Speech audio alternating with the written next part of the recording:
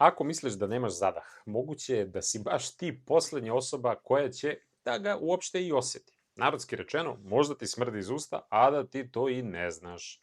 Danas ću ti dati najiskrenije savete kako da razumeš zašto uopšte do lošeg zadaha dolazi, šta možeš da uradiš na prirodan način da to središ i kako da se testiraš u svakom momentu i da znaš šta se dešava sa tvojim zdravljem. Ono što je jako važno na početku da znaš, da uglavnom loš zadah uopšte ne ide iz stomaka, već ide iz usta, potiče možda od jezika, od desni, od zuba i tako dalje. Prvi problem. Mi realno ne možemo da osetimo i da pomirišemo sopstveni dah, zato što se naviknemo jer je realno blizu nosa.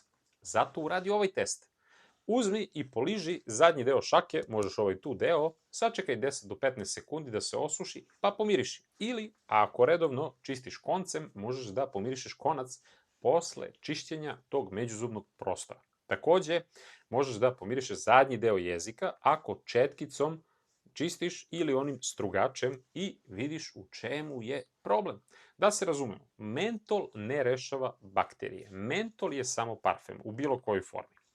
Glavne klase, kada bi pričali o zadahu, su uglavnom, da kažem, raspoređene tako da svaka ima svoj neki miris i ukazuje na potencijalne probleme.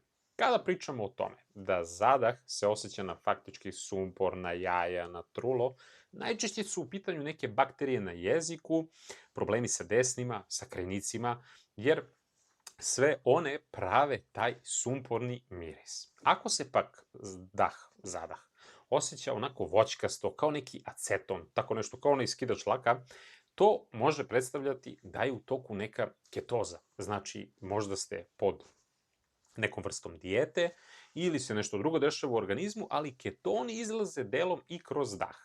Ako pak miriše na onaj miris urina, kao jednu vrstu amonijaka, često se dešava da osoba unosi previše proteina, naročito je uz to dehidrirana, ponekad bubrezi traže neku pažnju i to može biti crvena zastavica.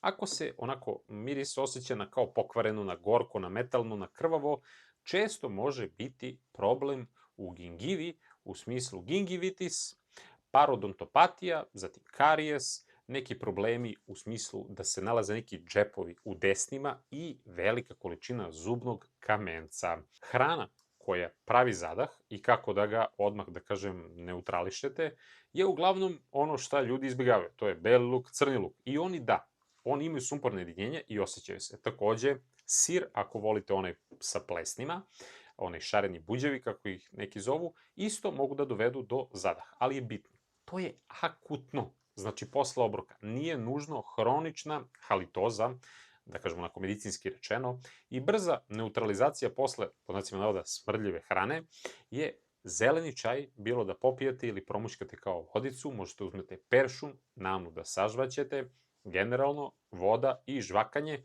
samo da se, znači, pljuvačka podigne i onako ona to sama neutrališe. Ako ste jeli luk, i to ste posle toga uzeli mentol bombonu, niste rešili ništa, samo ste napravili kombinaciju luk i mentol. Može malo da zamaskira, ali neće da reši problem. Znajte da usta nisu sterilna laboratorija. U ustima živi ogroman ekosistem i to je početak našeg gastrointestinalnog trakta. I zadak ne mora da znači da je uvek puno bakterija tu, nego pogrešan odnos bakterija, suvih usta, naslaga na jeziku i tako dalje. Jer zadnji deo jezika je kao tepih faktički. On hvata proteine, ćelije, ostatke hrane i tu bakterije prave taj takozvani hidrogen sulfid, pa onda metil, merkaptan i tako dalje. I to je taj truli miris. Najveća zabluda je da treba da faktički spržite usta jakim antisepticima, mućkalicama, jer jaki antiseptici kratkoročno zamaskiraju, ali suva usta, iritacija i disbalans mogu da pogoršaju zadah kod nekih ljudi. Ono što realno radi jeste mehanički pokret, zatim pljuvačka i pravilna rutina. Takođe, kada pričamo o rutini koja uvek rešava problem, bez neke filozofije, znači, perite zube minimum bar 2 puta dnevno po nekih 2 minuta. Konac pomaže ili interdentalne četkice, jer tu ti ostaci trule. I to kod nekih ljudi koji imaju možda malo drugačiju konfiguraciju rasporeda i zuba i svega, može da pravi problem. Strugač jezika je posebno interesantna spravica, naročito taj dublji zadnji deo, ali samo nežno. Znači, ovo dokazano smanjuje sve ovo što sam nabrajao kod mnogih ljudi. Kada pričamo o nekoj osnovi, to je hidratacija. Znači, suva usta su uvek izvor zadaha. Imate sad tu nekih žvaka ovamo onamo, ali ja ne bi se previše nešto na to oslanjao. Takođe, uvek ako imate naslage, kamenac i tako dalje, idite kod stomatologa s vremena na vreme, popričajte sa njim i on će za čas to tamo da vam reši, jer na taj kamenac se hvata još više kamenca i onda kad ne idete, na primjer, kod zubara više godina, onda sa unutrašnje strane, naročito na početku ovih jedinica, dvojki i tako dalje, tu se nahvata ogromna količina. Bez toga se vrtimo u krug. Znači, ako ti desni krvare dok pereš, to nije normalno. To je neka upala, nešto se dešava kod stomatologa, da vam on preporuči možda određenu vrstu paste, četkice i, da kažem, tečnosti.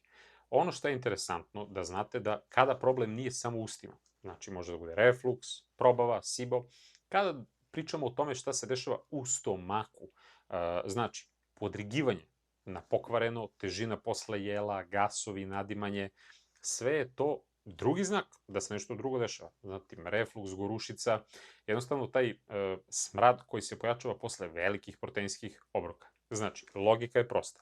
Imamo slabu digestiju, dolazi do loše fermentacije, gasovi, neprijatan dah. I to je jednostavno začarani krug. U praksi se sreće da dosta ljudima pomogne jabukovo sirće pre obroka ili generalnu salatu, betain HCl i tako dalje, ali ako imate gastritis, čir, refluks koji gori, nemojte ništa od ovog na svoju ruku jer može da pogorša.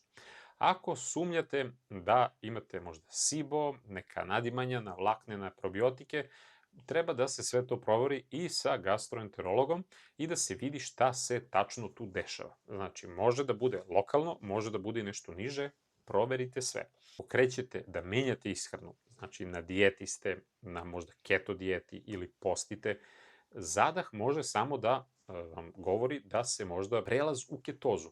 I ketoni se delom izbacuju tako i onda ide i mršavljanje i tako dalje, ali znajte da kada pričamo o hidrataciji, elektroliti su važni i mnogo je bitno da kažem, i uz neke rigorozne možda dijete i tako dalje, pratite svoje osnovne parametre.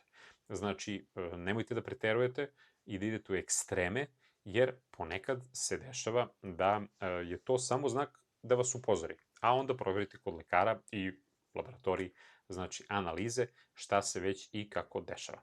Znači, pored svega ovoga, znajte da danas su ljudi pod ogromnim stresom. Stres menja pljuvačku. Suva usta, znači onda dolaze, da kažem, kao bonus na sve to. I onda kada ste u anksioznosti, hroničnom stresu, dišete na usta, manje pljuvačke, više zadaha, sve to znači ima svoj uticaj. I onda gledamo taj holistički pristup.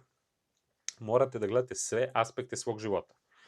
Šetajte malo posle obroka, manje grickajte između obroka, bitno je znači da se optimalno hidrirate pre spavanja, ne preblizu i ujutru čim ustanete, dišite na nos, sve će to pomalo, da kažem, dati svoj neki efekat i sve kada se to skupi, bit će onda sve, znači, ok. U principu, znajte da ako imate previše voćkast, onako miris, uz žeđ, konstantno mokrenje, proverite šta se dešava sa šećerom.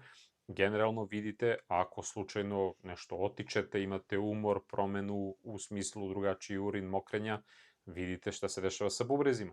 Znači ponekad onako, ako se menja boja kože, ide onako slatkast, neki miris, onako faktički garav iz usta, moguće da je nešto sa jetrom. Znači, ima tu mnogo opcija i opcija, bitno je samo da na vreme reagujete.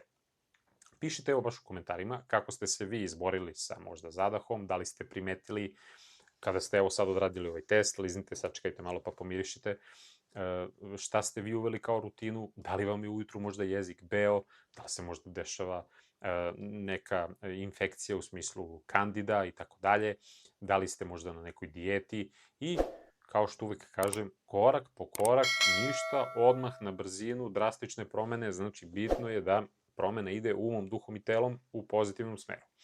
Veliki pozdrav od mene, pogledajte videa, imam ih preko 700 na kanalu, pretplatite se na kanal, to mi dosta znači, to je jedan video podrške vaše, kako možete da uzvratite, da tako kažem, sve ovo što vam dajem kroz videa i ostale edukacije i pritisnite onaj like, uživajte i vidimo se u sledećem videu. Veliki pozdrav!